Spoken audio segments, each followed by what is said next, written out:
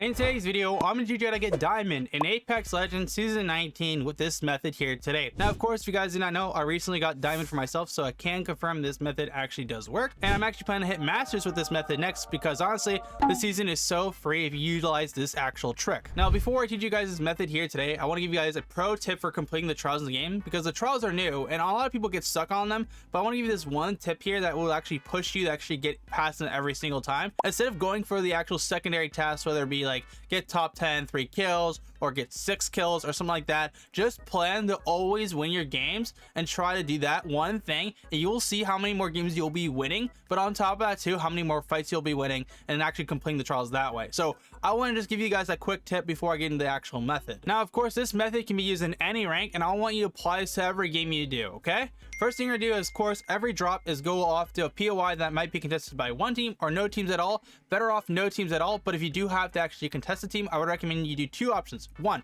if you're in the lower ranks, I would recommend you just fight them. Now, this means from bronze to actually gold, because usually those people aren't particularly the best. If you're in that rank too, you should be practicing your actual aim and also mechanics, and that way you should be taking those fights. Now, of course, if you're in the higher ranks from like plat to actually masters into pred, you should be able to adapt to the situation. Let's say you get a kill off drop, it's now a 2v3, you should stick to that fight and win it. There should be no reason not to take that fight unless you know like there's somebody who's actually insane on that team who's cracked. You should back off. But of course, sometimes you might be landing, you might not want to land in the same building with them, then just break off, go to a different POI, get kitted. You don't have to fight the team that you land on every time. You can always just readapt this to the situation. After drop, what I want you to do next after clearing your POI is actually making a prediction on where the next zone's going. So once zone 1 closes, it's going to show you a zone on the map. And when you see that zone on the map, you should make the prediction of where is zone 3 going, or zone 2, I think it's zone 2, and say, hey, where's zone going to end for the final part of the game? And let's say, for example, here I see the zones ending around auto, cultivation, and stuff like that on Broken Moon.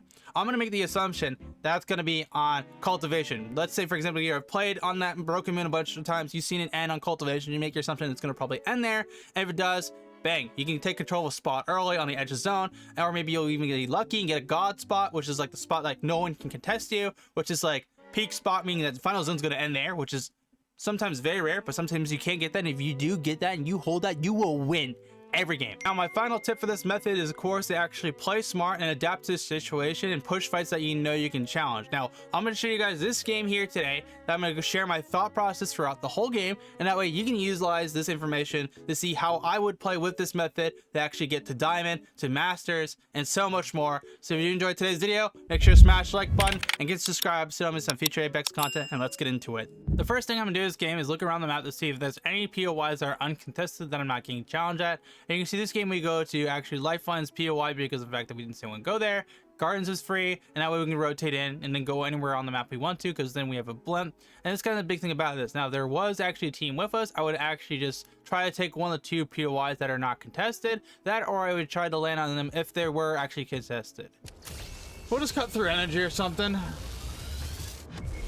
Oh my god, this is gonna be ending outside of here.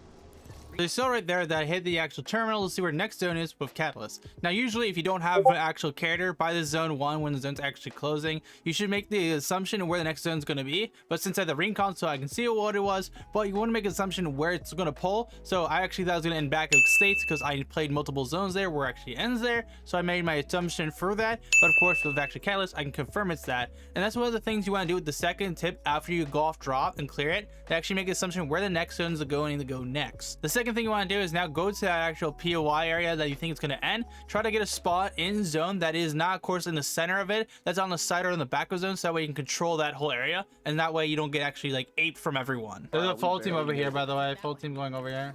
Should I play over there and like come back? No, just play where we're at. Play where we're at. Don't swing. There's no reason to. Knocked one. That one's flushed. Finish like it.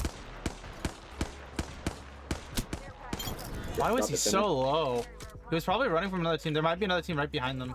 Yeah. That team went Asylum's the res, by the way. Yeah, we're gonna at Oasis, by the way. Yeah, Asylum's resing. So you saw right there, we just got to pick. We know there's a team in Asylum that's resing, of course, and what we need to do is make sure the WADs are back. Because when we actually hold a spot in zone, what you should be looking for is any points that you know people could rotate through or come through last second and actually choke up on you on. So we now know there's one team in Asylum, there's one team in front of us because that team from Asylum was getting chased, and of course there's a team behind us because we saw them blimp out. So what we need to watch is actually the team behind us, because that spot in particular can actually ruin our game if we actually get choked right there, and we're gonna make sure to put pressure on the team in Asylum so they don't focus up on us. And that's why we're holding this spot in particular, is because there's a lot of open space, and since we're the only ones who's controlling this building, we can literally put pressure on anyone who was to swing on us. So we just need to make sure that we hold this spot. Back to guy at Oasis. Two teams in front. Towering from Oasis, or sorry, they watch these guys. They may land on us. We gotta pressure that then so they don't land on us. Yeah, they're trying to land. I'm gonna make sure they don't take a roof.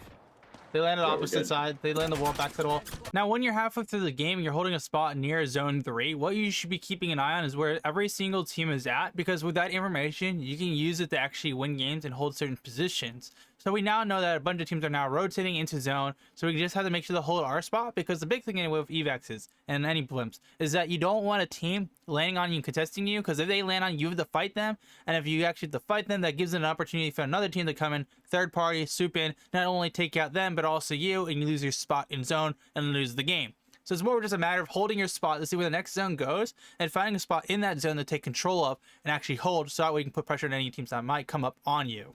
Full team, full team in the building in front of us. We cannot go. 5 cells there. Boys, there's a full team in the building in front of us. We can't take that. We can't go left. All right. I mean right.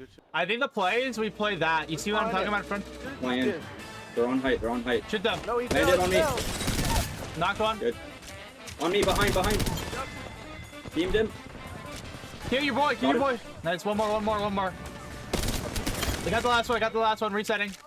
So you saw it right there, that squad landed on us. Now, the big thing with this is that kind of scenario, you have to fight the team that lands on you, and you have to make it quick. Because if you present any opportunity for a team to third party you, they will ultimately take it. So you want to make sure to wrap those kind of fights up first. And that's the same thing with taking a building. Let's say all the buildings are contested in the zone, there's no really where to play, and you need to actually take the building that's in front of you. You should look for an opportunity to third party. That way you can clean up and take a spot in zone like you saw what we did there. That way we prevented.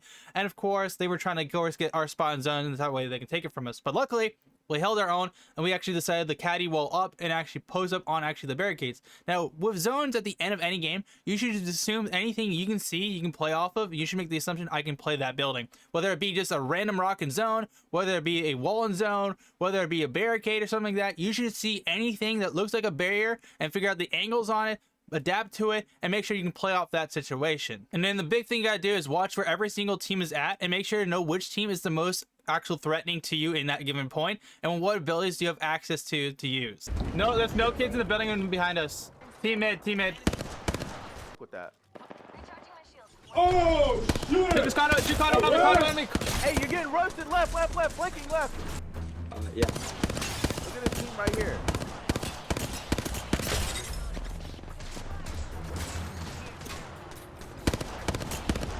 Us or them, stay together. Break this.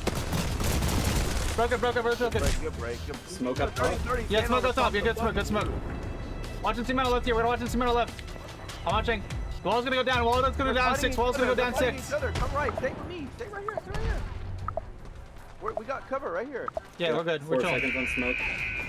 One got knocked. Knocked one. Finish. It's not right. On me. I need conduit attack. Ulted that. Knocked one. I got the ult off. Hold me back. He's in front of me. They're What's in front? They're in the ult. Finish one. Behind. Cracked. 94. Let's go! So with this method you see right here, we won that game. And of course, usually at the end, it's always going to be a complete shit show. So what you need to do is make sure to remain calm, keep good comms of your team, and make sure to actually just keep an eye on everything and see what opportunities presents itself to actually take advantage of. So you saw right there, that team actually caddy walled up. They, of course, gave us an opportunity to the third party for the win, which we took advantage of. But if that situation didn't happen again, we would probably have to put pressure on one of the two teams. And the team we would put pressure on most likely would be the team on the left, because we know they could fortify up with Rampart, take a position, but we want to make sure that we didn't give them that opportunity to actually post up, because that way we can actually make them actually get scared, frantic, and actually make it so they do something stupid like run to the other team, or maybe just try to get a pick on. Either way though, this method in actually Apex Legends can get you, of course, to Diamond, to Masters, and of course, if you want to get the Pred with it, you can. However, Pred's a whole nother level in itself, so you can take that information how you want. But if you guys enjoyed this video here today, you did find it helpful, make sure to smash the like button, Get subscribed to miss some future Apex content, and I'll see you guys for that one. GMAN out.